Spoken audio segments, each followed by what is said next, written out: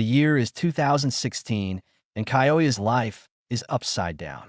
He left everything behind to join a company that made virtual romance games. But after some scandals, it shut down, leaving him unemployed. Now, he's back at his parents' house with not a penny to his name. Suddenly, his sister calls, saying she found his documents, including his acceptance letter to the art university he never attended. He wonders if he would be among the great names in visual novels today if he had pursued art back then. At the end of the day, his sister hands him the document, motivating him to try to find a new job. That a few months later, he's returning from a job interview when he sees a woman on the edge of a bridge, taking off her shoes. He jumps on her to save her from jumping, but she wasn't planning to jump at all.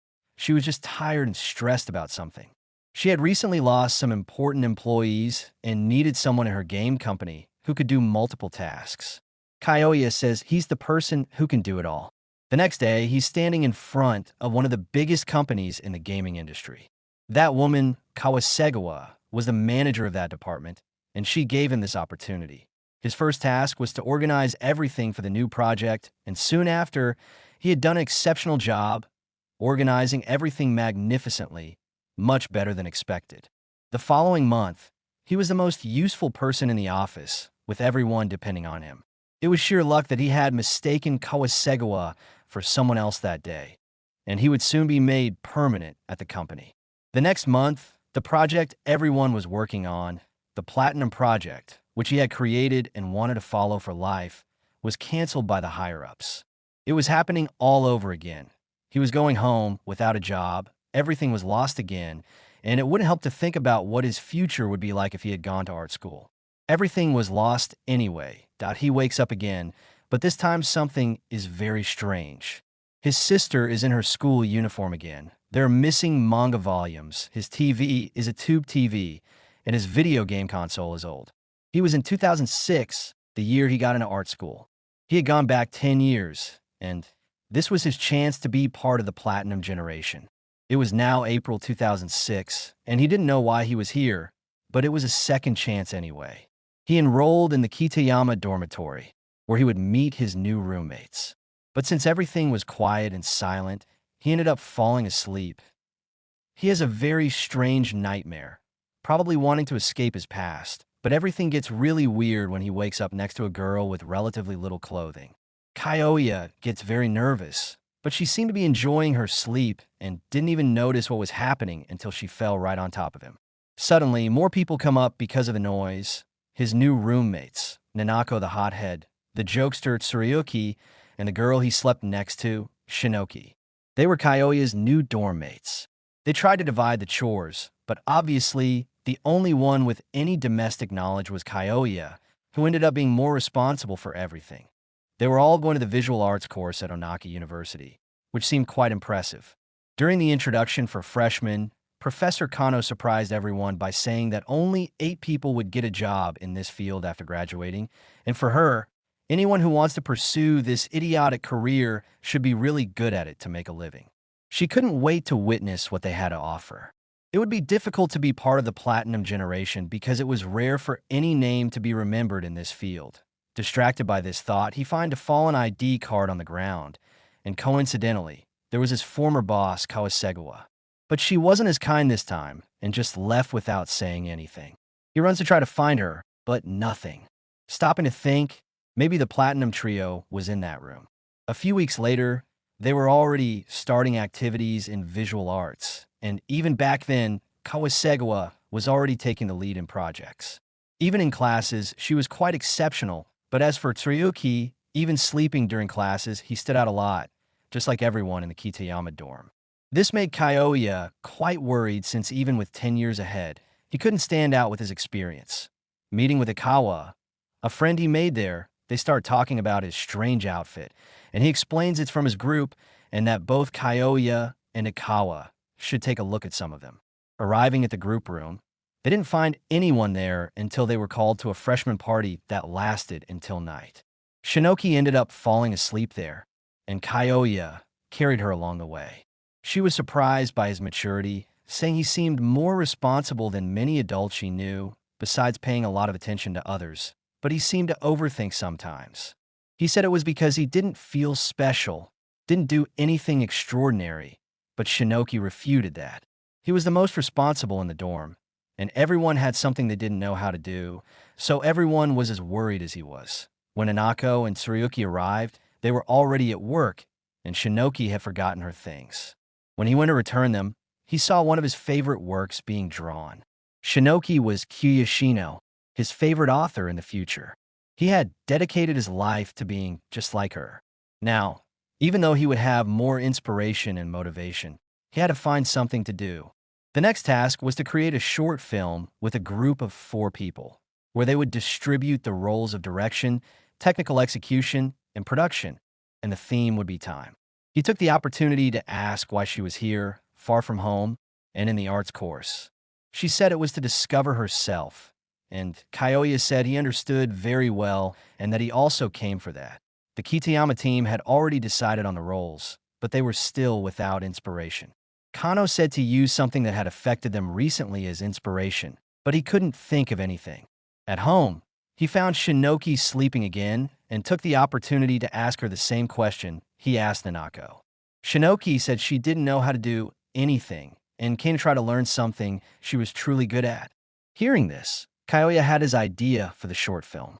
Kyoya talked about a story set in a train station since everyone passes through there, and it always stays the same, which can depict the passage of time. Quickly, the year is 2016, and Kyoya's life is upside down. He left everything behind to join a company that made virtual romance games, but after some scandals, it shut down, leaving him unemployed. Now, he's back at his parents' house with not a penny to his name.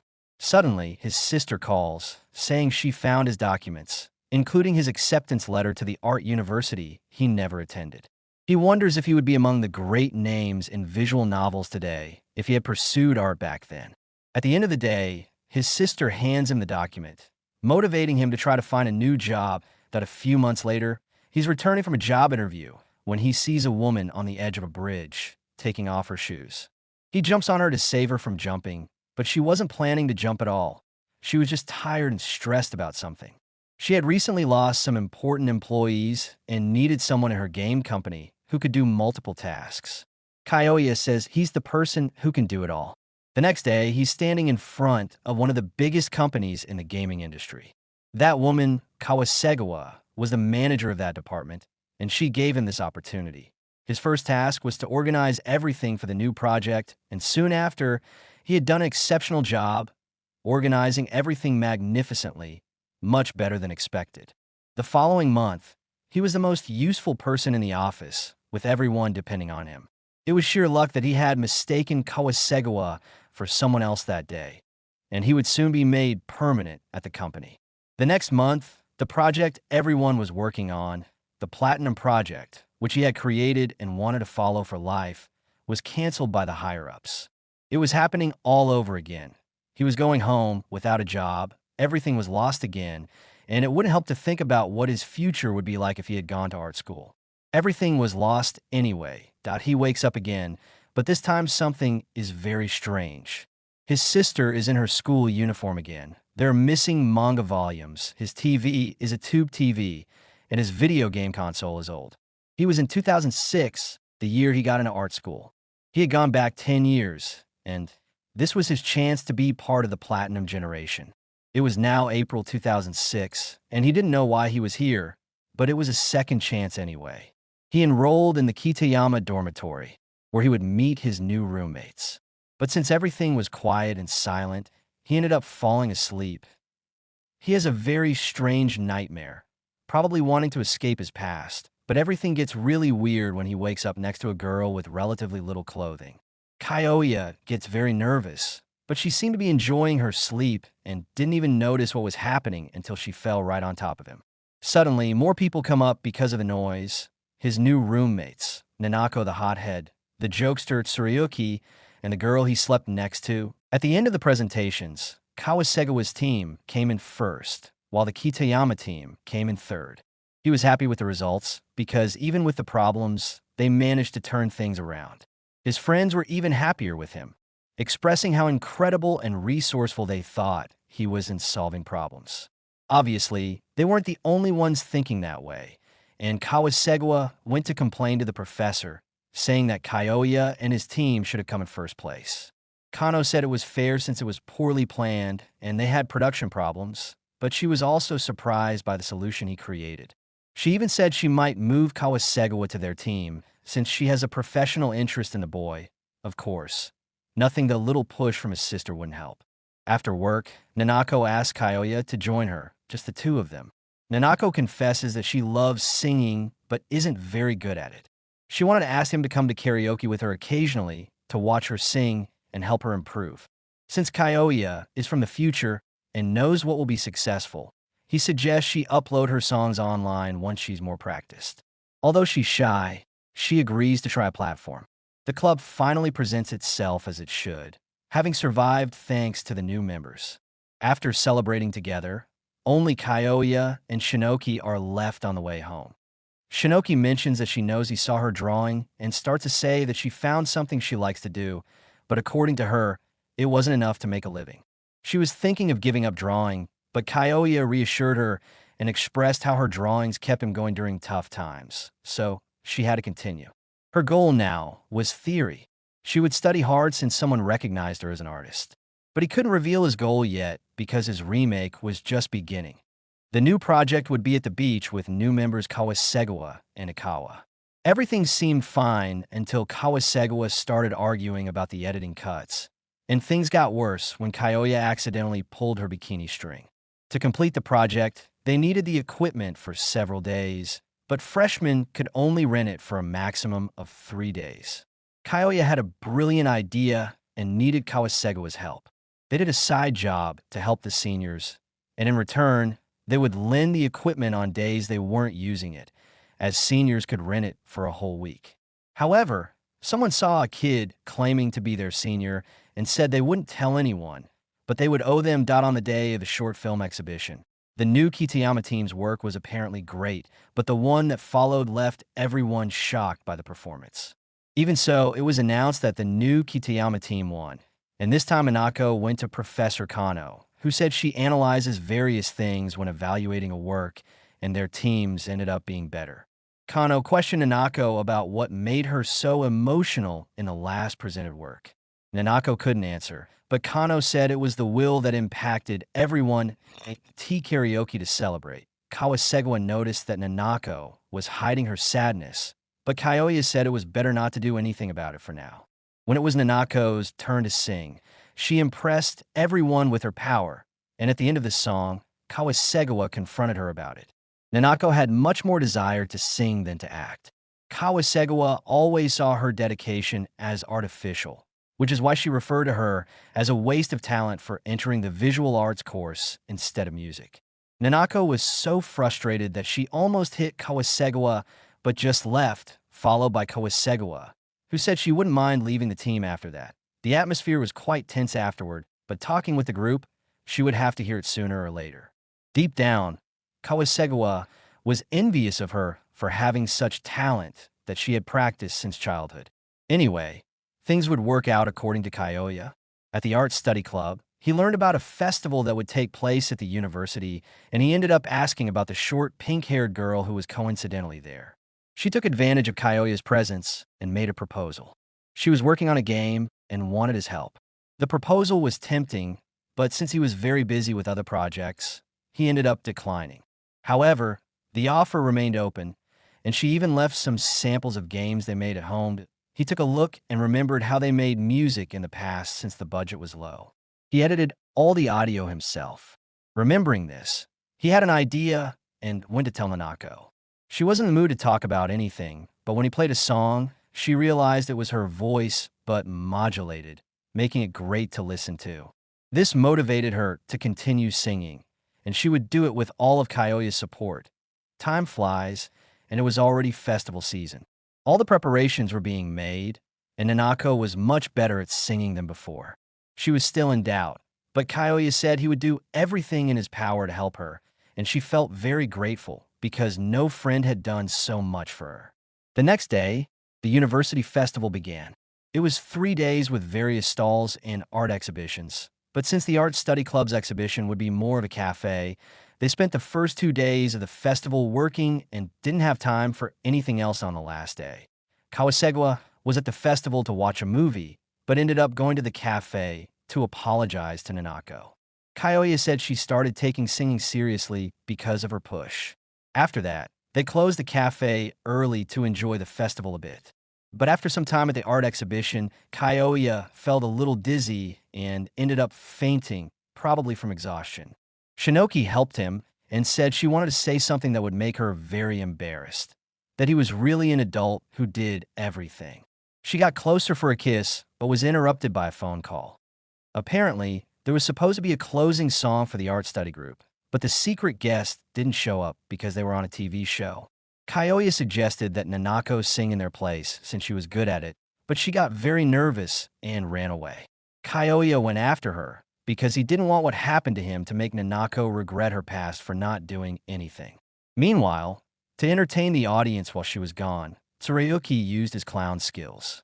She wasn't prepared for this, according to her, but Kyoya was sure she wouldn't lose now, and that was because of her training and life experience.